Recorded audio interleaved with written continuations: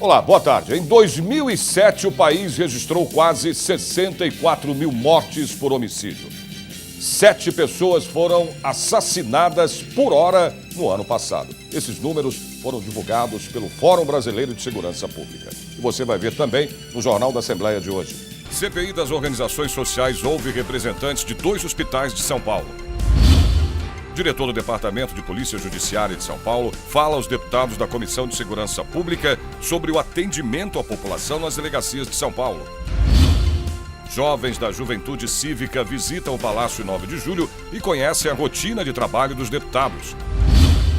Projeto de lei quer criar uma central telefônica para tirar da depressão idosos abandonados pelas famílias. A partir de agora, no Jornal da Assembleia.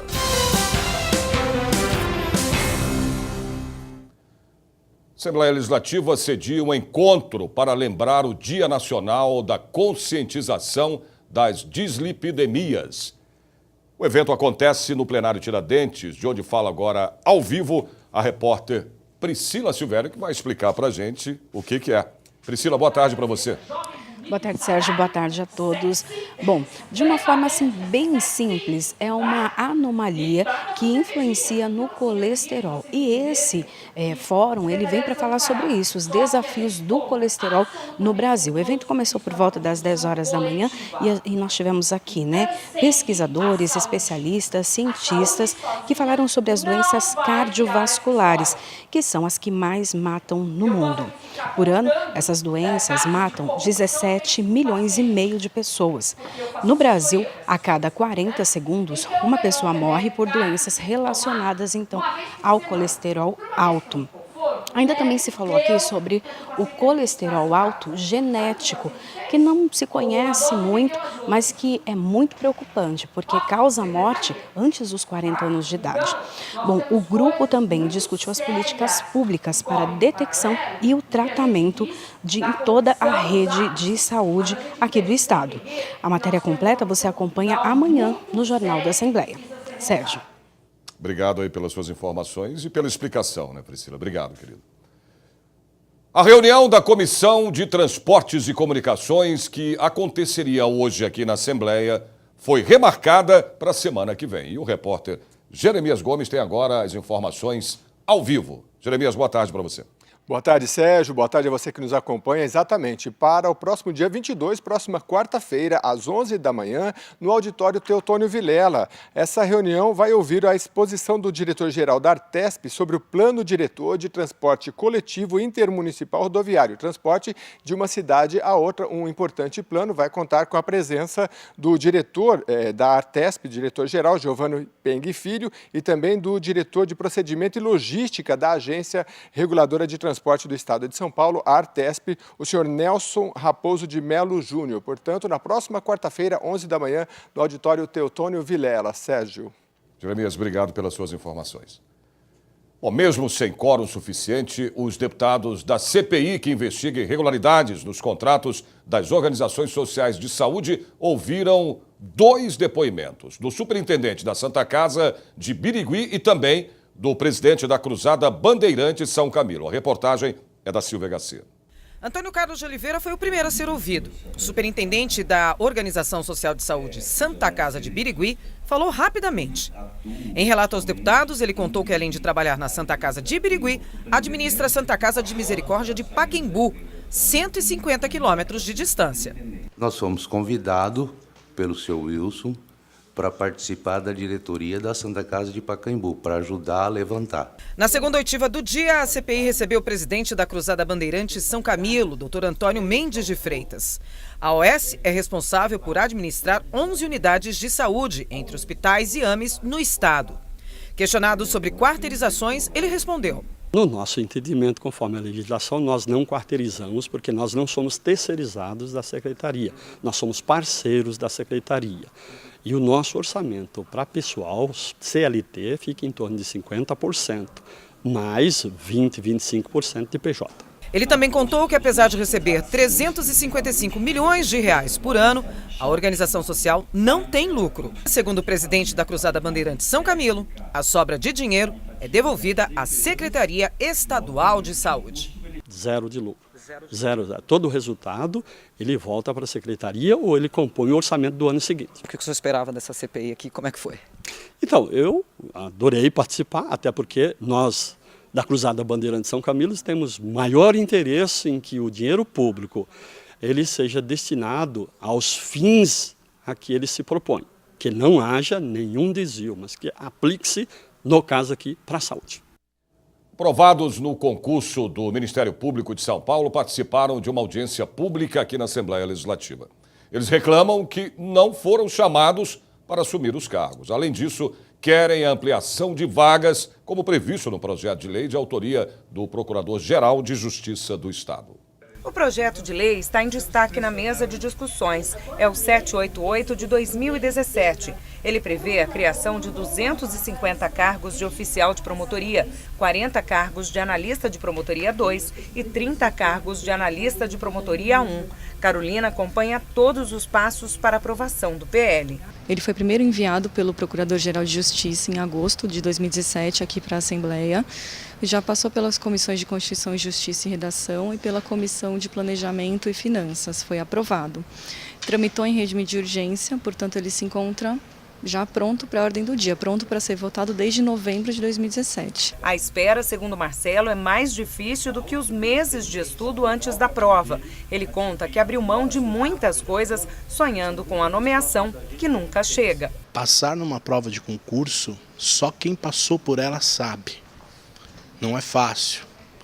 E criamos uma expectativa do quê? De sermos aprovados, de sermos nomeados o mais rapidamente possível e entrar em exercício no nosso cargo. E também há um certo espírito público naqueles que prestam o concurso, por quê? Quando você vai trabalhar no MP, você não está só pensando no salário, mas também no bem que você vai fazer à sociedade. Os aprovados no concurso, que ocuparam o plenário Tiradentes, têm o apoio do Sindicato dos Servidores do Ministério Público do Estado de São Paulo. Nós temos em torno de 6.500 servidores no MP, mas é para atender o Estado de São Paulo inteiro. Existe promotoria nas visitas que a gente faz, que está com um déficit muito grande de servidor, o servidor está sobrecarregado com o serviço, com o trabalho e precisa realmente de mais servidores. Jovens da Juventude Cívica com sede em Osasco, na Grande São Paulo, tiveram uma quarta-feira diferente. Eles vieram ao Palácio 9 de Julho e conheceram a rotina de trabalho dos parlamentares. Veja agora na reportagem da Caterina Achuti. No Espaço Quinto Centenário, os jovens foram recebidos pelo artista plástico João Machado, autor da exposição Alimentos Brasileiros e sua importância para o mundo. Gostei bastante, achei bem interessante, pois se trata sobre a agricultura familiar. Eu conversei com o artista, e achei bem interessante também o que ele disse, pois todos os quadros deles eram inspirados na cultura brasileira. Essas artes, assim, tudo é uma coisa que eu não esperava ver, né? Eu esperava ver realmente todas as salas e tudo isso. Eles fazem parte da Juventude Cívica de Osasco, organização que tem por objetivo preparar estudantes da região para o mercado de trabalho. No plenário Juscelino Kubitschek, o grupo acompanhou o trabalho parlamentar. Quando nós falamos para eles que eles iam vir aqui para conhecer a Assembleia, eu vi uma grande empolgação, porque até pode sair um político, um profissional político desse meio, né? E a questão do profissionalismo, que é o que a gente foca lá na JUCO, é mostrar para eles que nós temos que respeitar todas as profissões, independente de qual seja, e seguir o caminho do bem. Mostrar que através do estudo e do trabalho eles vão conseguir tudo o que eles quiserem na vida deles. Maravilhoso estar aqui, conhecendo e vendo como que é, né? Porque em casa a gente não tem a noção de como que é a política. E aqui a gente consegue ver bem como que é mais ou menos assim, como que funciona a política e entre outras coisas. As visitas monitoradas acontecem às terças, quartas e quintas-feiras, das 14 às 15 horas, e é aberta ao público. Para agendar, é preciso entrar em contato com a Divisão de Comunicação Social. A Caixa Econômica Federal e o Banco do Brasil já estão fazendo o pagamento do PIS/PASEP. Cerca de 6,5 milhões de pessoas têm direito ao benefício. São aqueles que trabalharam com carteira assinada na iniciativa privada ou servidores públicos entre 1971 e 1988. O valor médio é de R$ 1.375. O valor depende do tempo trabalhado. E não esqueça, hein? O dinheiro do PIS está depositado na Caixa Econômica. O dinheiro do PASEP no Banco do Brasil. E é preciso levar ao banco um documento de identificação ou o número de registro do PIS-PASEP.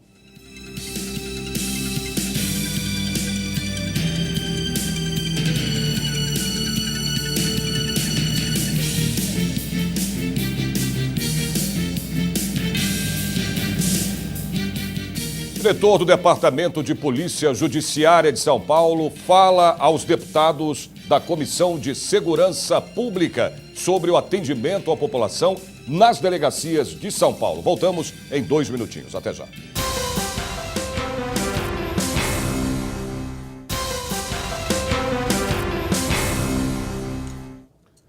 Jornal da Assembleia está de volta com mais agenda dos trabalhos parlamentares de hoje. A repórter Priscila Silvério tem mais informações de uma palestra sobre políticas públicas de combate ao diabetes. É isso, Priscila? Isso mesmo, Sérgio. Bom, são esperados especialistas, médicos e representantes das secretarias municipal e estadual de São Paulo. Bom, um dos assuntos que para a discussão é a imprecisão dos aparelhos que medem o nível de açúcar no sangue. Bom, segundo o Ministério da Saúde, nos últimos 10 anos, o número de diabéticos no Brasil aumentou em 60%. A reunião vai acontecer a partir das 2 horas da tarde no auditório Paulo Kobayashi. Sérgio. Ok, Priscila. E hoje tem entrega do segundo prêmio Aliás 2018 aqui na Assembleia. Ao vivo, o repórter Jeremias Gomes tem mais informações sobre essa entrega. Jeremias, você. Isso mesmo, Sérgio. Vai ser entregue no auditório Paulo Kobayashi a partir das 6 horas da tarde. Este prêmio vai contar com uma palestra, a proteção e preservação da cultura e da tradição de matrizes africanas e também com a laureação, ou seja, a homenagem, o reconhecimento às principais lideranças da cultura de tradição de matrizes africanas. Uma idealização de Baba Ed. Lembrando que o endereço é a Avenida Pedro Álvares Cabral, número 201, para você que vai participar do prêmio, aqui bem em frente ao Parque Ibirapuera. Sérgio. Obrigado, Jeremias. O diretor do DECAP, que é o Departamento de Polícia Judiciária de São Paulo, foi ouvido na Comissão de Segurança Pública e Assuntos Penitenciários aqui da Assembleia. Domingos de Paula Neto falou sobre as reclamações e dificuldades que a população enfrenta numa delegacia de polícia. Veja agora na reportagem da Carla Francisco. Domingos de Paula Neto, delegado de polícia e diretor do DECAP, foi ouvido informalmente, porque apesar do número expressivo de deputados na reunião, muitos não eram membros efetivos ou suplentes da comissão. Ele foi chamado para esclarecer as dificuldades encontradas pela população para o registro das ocorrências policiais no horário noturno. Domingos fez uma apresentação por cerca de 1 hora, onde mostrou um novo plano de gestão do trabalho da Polícia Civil em funcionamento desde abril de 2003. Nós, através desse plano, modificamos essa sistemática de atendimento. Nós priorizamos a investigação criminal sem descuidar do atendimento ao público. Ou seja, anteriormente nós contávamos com 465 equipes de plantão e hoje nós temos apenas 140 no plantão, distribuídas de acordo com a necessidade, de acordo com o movimento de polícia judiciária e mais de 300 equipes destinadas exclusivamente ou prioritariamente à investigação, no momento de maior necessidade, de pico dos atos de polícia judiciária, que é durante o dia, porque à noite nós temos uma queda do movimento de polícia judiciária ou das ocorrências da ordem de 70%, 80%, dependendo da delegacia. No final da apresentação, um número que marca a situação da Polícia Civil de São Paulo hoje, um déficit de 1.777 profissionais, segundo o levantamento apresentado pelo DECAP. O plano tem isso de bom, ele indica os recursos humanos necessários, de maneira que se pode fazer um planejamento. Então hoje nós sabemos exatamente o que é necessário a cada unidade. Então nós propiciamos, através do plano, uma distribuição equitativa dos nossos recursos humanos e agora, com a vinda dos novos policiais, nós sabemos já de antemão exatamente quais unidades que mais necessitam de reforço. Os deputados apresentaram algumas carências da população com menos delegacias de plantão e a dificuldade em se locomover para outros bairros. A oitiva foi acompanhada por muitos delegados e policiais civis. Ao final, Domingos foi aplaudido por todos. Acabou sendo uma excelente oportunidade para o doutor Domingos, que é um delegado de polícia experiente, competente, conhece a Polícia Civil como ninguém, uma oportunidade única dele dar uma verdadeira aula, né? Acerca da organização do Departamento de Polícia Judiciária da capital, da própria Polícia Civil, do estado atual da Polícia Civil, das carências e necessidades. E da gente ver, na verdade, de todos conhecerem um pouco o fato de que a Polícia Civil, na verdade, ela faz muito com pouco. Uma pesquisa feita em conjunto entre o Serviço de Proteção ao Crédito e a Confederação Nacional dos Lojistas revelou que o brasileiro vive uma rotina de orçamento apertado. 44% dos trabalhadores dizem que não sobra nada do salário no fim do mês. 36% fica no vermelho. E só 13% dizem que sobra alguma coisa, né, depois de pagar as contas. A pesquisa revelou ainda que, por causa da falta de dinheiro, apelar para o cartão de crédito virou rotina. O que antes era usado para fazer compras grandes, hoje é usado para pagar comida, remédios e combustíveis. Uma audiência pública aqui no Parlamento Paulista discutiu a situação dos agentes de segurança ferroviária da CPTM. Os profissionais querem a regulamentação da profissão que teve início lá em 1857, durante o Império no Brasil. Este é o regulamento para a fiscalização da segurança e conservação da Polícia das Estradas de Ferro. O documento é de 1857, quando Dom Pedro II instituiu para esses profissionais os atributos de polícia. Elias trabalha na CPTM, Companhia Paulista de Trens Metropolitanos, há 29 anos e fala da responsabilidade da função. Nós somos responsáveis pela segurança direta de 3.120.000 pessoas dia. Ou seja, se nós pegarmos toda a população da ABC Paulista e colocar nos trens da CPTM, vai faltar gente para dar a essa demanda.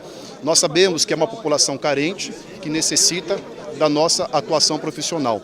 Mas, infelizmente, hoje, nós estamos algemados no tocante a essa assistência mais efetiva. A audiência pública foi organizada para discutir o projeto de lei 176 de 2016, que regulamenta a carreira de agente de segurança pública ferroviária da CPTM. Trata e regulamenta um pouco mais a carreira dos agentes de segurança ferroviários, uma carreira que tem sido esquecida pelo Estado e eles precisam e estão lutando desde 2016 por mudanças significativas na carreira deles. Nós não falamos aqui de equiparação salarial, aumento de salário, falamos de condições de trabalho. Eles precisam de mais condições, precisam de material adequado para trabalho, precisam de ser ouvidos pelo Estado. Isso que não tem acontecido. Por isso que a Assembleia Legislativa está abrindo aqui essa porta para eles nesse dia dessa audiência pública para discutir um pouco mais sobre esse tema. Os agentes buscam o apoio dos parlamentares para que o projeto de lei seja votado em plenário. O que a categoria quer é que o Estado de São Paulo reconheça a atividade como o Estado de São Paulo é o maior acionista da Companhia Paulista de Trens Metropolitanos, que dê a esses agentes a autonomia de fazer as suas ações, como, por exemplo, combate até tráfico de drogas tem dentro dos trens. E eles não têm o poder de polícia que há necessidade para eles terem o combate a esse tipo de ações dentro das composições dos trens metropolitanos.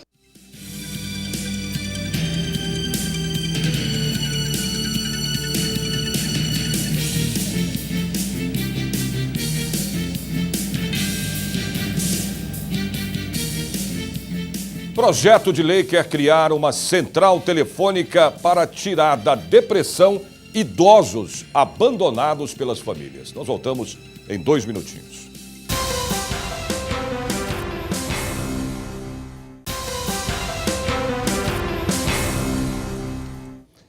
O IBGE divulgou o índice de inflação oficial no país no mês de julho. O IPCA ficou em 0,33%. A vilã do mês foi a energia elétrica, que subiu 5,33%. A inflação acumulada no ano é de 2,94%.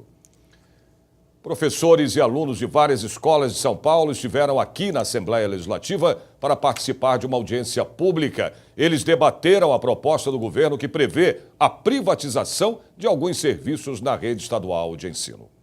O plenário ficou cheio.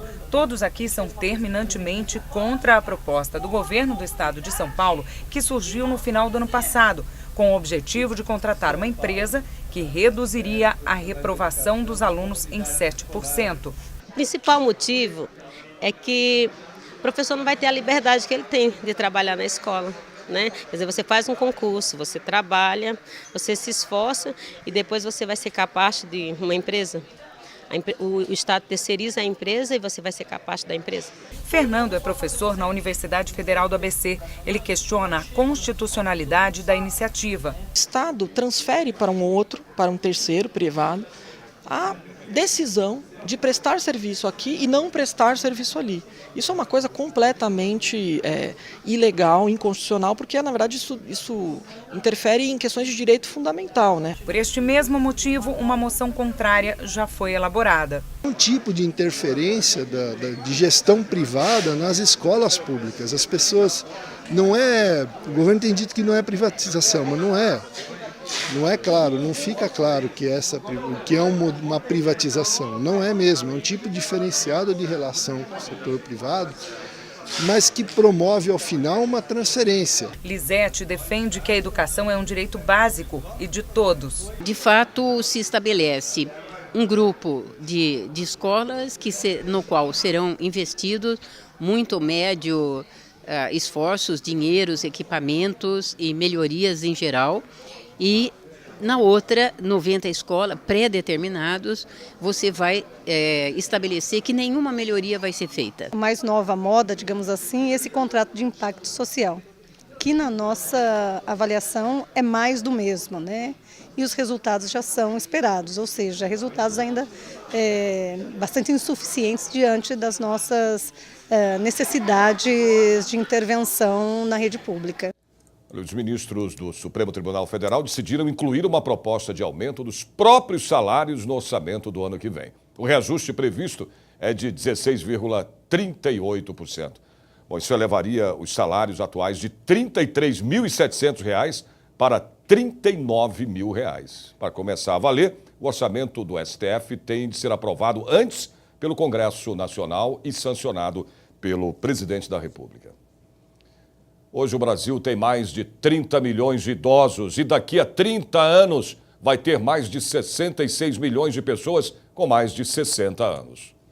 E uma parte dessa população sofre com o abandono. Para amenizar essa situação, o projeto de lei em estudo aqui na Assembleia Legislativa quer criar uma central telefônica para oferecer atendimento psicológico para quem não tem mais a convivência da família. Veja agora na reportagem da Priscila Silvério. O abrigo para idosos Alexandre Daruge, na zona sul de São Paulo, cuida de 22 mulheres e um homem. A equipe de trabalho e voluntários desenvolvem várias atividades com eles para passar o tempo. Mas é a solidão o principal desafio por aqui. Mas tem idosos que não tem visita. Quando você recebe uma visita ou fala com alguém que é do seu convívio, que era do seu convívio, logicamente que aquilo traz alegria. A psicóloga Salma Cortez explica que a depressão e outras doenças têm a ver com a falta de mobilidade que chega com a idade. Na medida em que a autonomia física dele já diminui naturalmente com a idade, mas ela pode ser agravada com uma origem na sensação de solidão, então eu tenho uma tendência à geração de menos hormônios relacionados ao prazer, agravamento da depressão e agravamento de quaisquer outras doenças físicas que ele já tenha tido anteriormente em função dessa questão solidão, depressão, perda de autonomia física. Conversar e dar risada produz o mesmo hormônio que a atividade física, a endorfina, o hormônio da alegria que traz bem-estar e saúde. E é isso que um projeto de lei pretende oferecer para idosos do estado de São Paulo. O projeto de lei 166 de 2017 autoriza a criação da Central de Apoio ao Idoso por meio de serviço telefônico. O projeto de lei especifica que o atendimento vai ser realizado por psicólogos e os idosos vão poder falar de qualquer tipo de assunto, como abandono, tristeza, família e morte. Dona Maria Antonieta tem 90 anos. Por causa de uma queda em casa, o filho achou melhor que ela viesse para o abrigo. ela ainda está em adaptação. Para não se sentir tão só, carrega o celular para todo canto. Eu fico esperando as pessoas ligarem. O telefone ajuda, uma palavra ajuda bastante. Às vezes você está com o astral lá embaixo, tem dia que eu sinto muita falta da minha casa. Eu sinto mesmo, falta demais da minha casa. Então a pessoa liga e a gente já conversa, né? Elas falam, tenha paciência, dias melhores virão. A sensação de solidão, ela é inversamente proporcional à sensação de aceitação. Então, se houver alguém que possa proporcionar para esse idoso a sensação de que ele é querido, acolhido e aceito, então ele automaticamente, ele neurologicamente começa a se sentir mais feliz sem que ele mesmo perceba ou se dê conta disso no início do processo.